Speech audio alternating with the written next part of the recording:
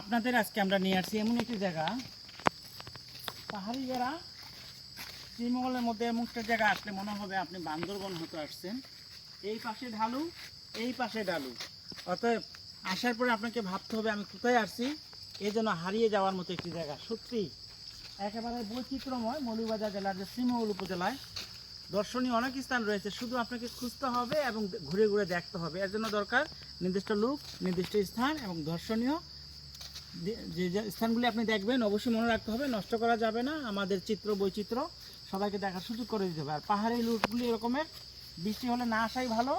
আর অবশ্যই আজকে, কালকে, পরশু যেদিনই আসেন প্রকৃতি নষ্ট করা যাবে না। এখন দেখুন প্রকৃতির মতো রয়েছে। আমরা যখন আসবো তখন এখানে দেখা যাবে পটেটোর বাদা, পানীয় বোতল নষ্ট করা যাবে না। এত সুন্দর প্রকৃতি আমরা কখনো নষ্ট করব না, এই শপথ করেই তবে এই প্রকৃতির মাঝে আসবেন। আর কথা বাড়াবো না, আমরা একটু দেখি, দেখার পরে আমরা এখান থেকে বিদায় নিব। পরবর্তী ভিডিও দেখার জন্য আপনাদেরকে অনুরোধ রাখছি। দেখুন পরিপাশটা দেখুন একটু, -1 দিয়ে দেখা যায় সব দিকে।